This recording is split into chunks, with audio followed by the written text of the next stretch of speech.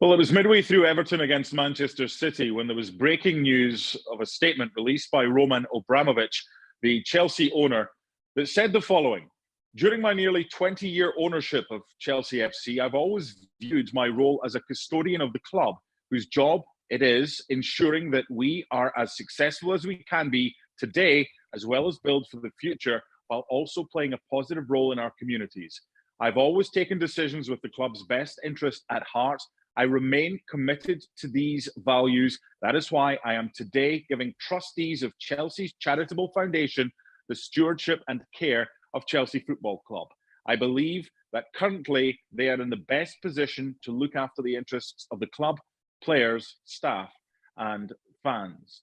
To discuss this, joined by Mark Ogden. And Mark, in layman's terms, what does this mean? Well, it's a very carefully worded statement. Abramovich has passed on the stewardship, not the ownership of Chelsea. Now, obviously, with the situation going on in the world right now with Russia and Ukraine, the UK government has been applying sanctions to lots of wealthy Russian individuals.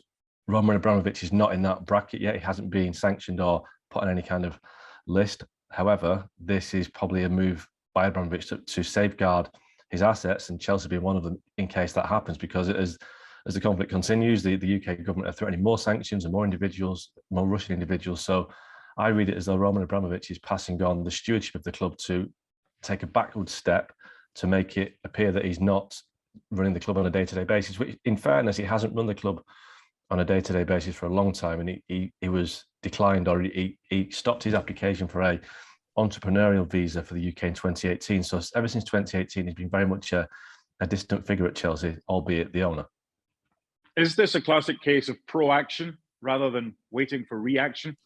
I think so. I mean, there have been stories and reports in the UK, in the news pages and the financial pages over the weekend, that if Roman Abramovich, and we have to stress, if the UK government do take sanctions against him, then Chelsea could be an asset that is seized, and theoretically that the £1.5 billion worth of loans that Abramovich has made to Chelsea could be called in, and thereby the club could be at risk of going bankrupt. So there's a lot of hypotheticals, a lot of ifs and buts in this, but I do think it is a case of Abramovich being careful to ensure that Chelsea are taken away from the threat of all these, negative outcomes that could potentially happen as a result of what's happened in Ukraine.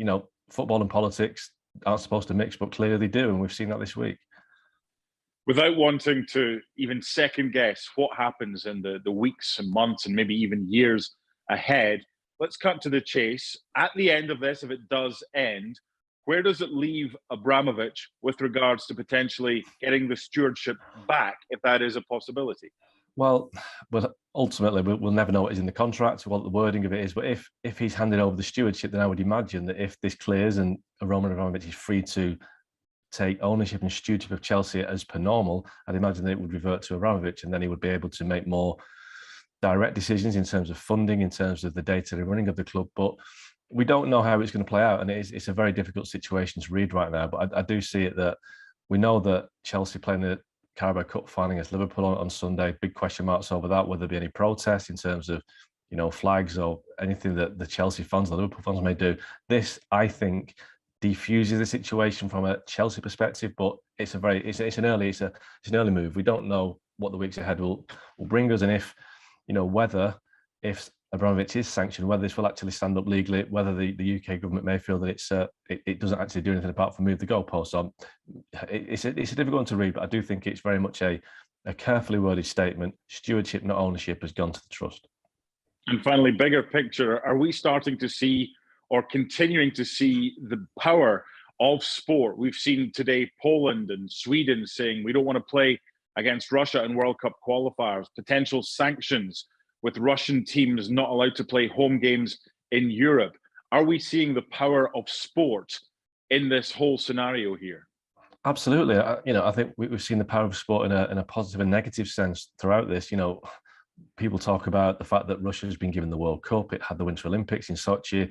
Other countries with maybe questionable human rights records have had major events. And now the flip side is that when this happens with Russia, that the sporting bodies of different countries are using it to hit back. So Poland have said they won't play the World Cup playoff against Russia in Moscow next month. The issue is FIFA have yet to react to that, and I think the whole world is now waiting for FIFA to tell us what's going to happen. Will Russia be allowed to play that game? Where will they play that game? And will they potentially be kicked out of the World Cup? Because, they've got a World Cup playoff against Poland. If they win that, they play Sweden or the Czechs, and the Sweden, the Czechs, and the Poles have all said they don't want to play Russia. So it's a complicated issue for FIFA to resolve, and we're waiting to hear what their decision is on that.